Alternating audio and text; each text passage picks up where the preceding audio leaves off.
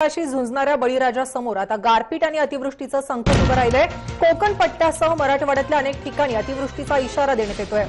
दुष्काळाशी झुंज देत असलेल्या शेतकऱ्यांवरती आता गारपीट आणि अतिवृष्टीचं संकट ओढवलंय। रायगड, पालघरसह ठाणे जिल्ह्यात सोमवारी वादळी वाऱ्यासह अतिवृष्टीचा इशारा वर्तवण्यात येतोय। कोकण पट्ट्यासह मराठवाड्यातल्या लातूर, बीड आणि नांदेडमध्येही अतिवृष्टीचा इशारा वर्तवला जातोय आणि त्यामुळे शेतकऱ्यांवरती अजून मोठं संकट ओढवण्याची शक्यता आहे। या संदर्भात आपण बातचीत करणार आहोत हवामान तज्ञ मकरंद कुलकर्णी यांच्यासोबत। मकरंद कुलकर्णी, काय सांगाल, महाराष्ट्रातल्या काही पट्ट्यामध्ये आज अवकाळी पावसाने हजेरी लावलेली आहे। पुढचे काही दिवस हवामान कसं असेल? कालपासूनच पावसाला सुरुवात झाली आहे।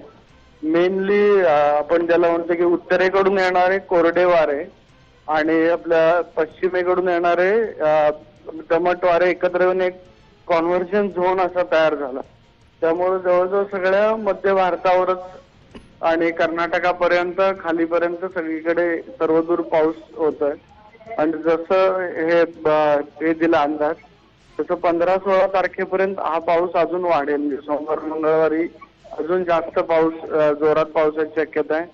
आणि जसं आलं कोकण किनारपट्टीवर पण तसं जोरदार पावसाची शक्यता आहे। आता तरी असंच वाटतंय। म्हणजे आज पाऊस झालेला आहे, अवकाळी पाऊस आज झालेला आहे, काय सांगाल? आज बऱ्याच ठिकाणी झाला पाऊस। पुण्यात आता होतोय, त्यानंतर कोकणात झाला बऱ्याच ठिकाणी, मराठवाड्यात, विदर्भ, इव्हन महाराष्ट्रात, कर्नाटकात पण झाला बऱ्याच ठिकाणी हा पाऊस। तर हा मेनली याच्यामुळे होतोय कॉन्व्हर्जन झोनमुळे।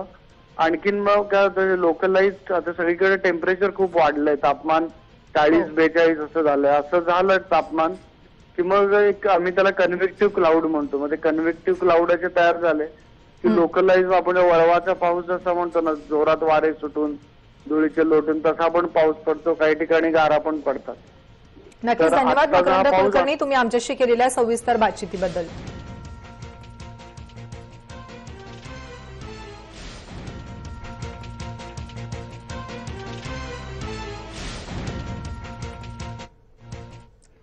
तर कोल्हापुरात आज अवकाळी पावसाने हजेरी लावल्यामुळे नागरिकांना उष्म्यापासून मोठा दिलासा मिळाला। गेले काही दिवस उन्हाच्या तडाख्यामुळे नागरिक त्रस्त झाले होते आणि अखेर आज अवकाळी पावसाने हजेरी लावल्यामुळे कोल्हापूरकरांनी काही काळ वातावरणातला गारवा अनुभवलाय। उष्म्यापासून नागरिकांना मोठा दिलासा मिळाल्याचं यावेळी पाहायला मिळालं। तर दुसरीकडे पुण्यातल्या आंबेगाव तालुक्यालाही पावसानं चांगलं झोडपलंय। या ठिकाणी चानक आलेल्या पावसानं शेतकऱ्यांची चांगलीच तारांबळ उडालेली दिसून येते। शेतात काढून पडलेले कांदे अवकाळी पावसाने भिजल्यामुळे काही शेतकऱ्यांचे मात्र नुकसान होणार हे निश्चितच। या संदर्भात अधिक माहिती जाणून घेणार आहोत आमचे प्रतिनिधी सुनील थिगळे यांच्याकडून। सुनील, काय सांगाल, अचानक आलेल्या पावसामुळे शेतकऱ्यांची चांगलीच धांदळ उडालेली आहे। खेड आणि आंबेगाव तालुक्याला सुद्धा अवकाळी पावसाचा फटका बसलाय, का अधिक माहिती आहे? नक्कीच शरीरा, कारण की गेले कित्येक दिवस मध्ये या उन्हाळा चालू आहे आणि जे गरमीचं वातावरणाचे पाहायला मिळते। मात्र एकूण जर पाहिलं की ज्या पद्धतीने आज जो पाऊस पडला त्या पावसामुळे कुठेतरी शेतकऱ्यांचं मोठ्या प्रमाणात नुकसान झालेलं आहे। कारण की जो उन्हाळी कांदा आहे तो उन्हाळी कांदा सध्या काढून शेतामध्ये पडलेला आहे आणि अशातच हा पाऊस पडल्यामुळे कुठेतरी शेतकऱ्याचं मोठ्या प्रमाणात नुकसान होताना आपल्याला पाहायला मिळते। पाहिलं की हा जो पाऊस आहे हा अवकाळी पाऊस आहे आणि ऐन पाऊस पडल्यामुळे मोठ्या प्रमाणात शेतकऱ्यांचं नुकसान होणार आहे। शैलजा, नक्कीच धन्यवाद सुनील तुम्ही दिलेल्या सविस्तर माहितीसाठी।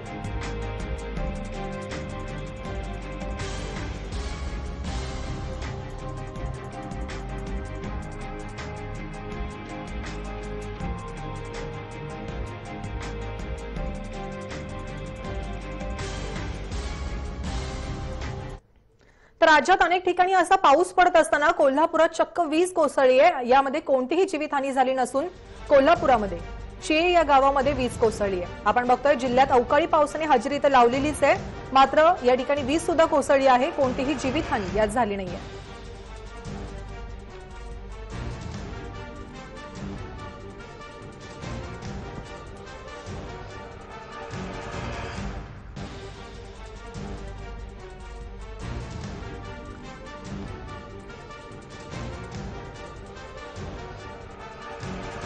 आपण बघतोय कोल्हापूरच्या शिये गावातील ही दृश्य आहेत। शिये ते वीज कोसळून या ठिकाणी आग लागली आहे। जिल्ह्यात अवकाळी पावसाने हजेरी तर लावलेलीच आहे, मात्र या ठिकाणी वीज सुद्धा कोसळली आहे। कोणतीही जीवितहानी यात झाली नाहीये।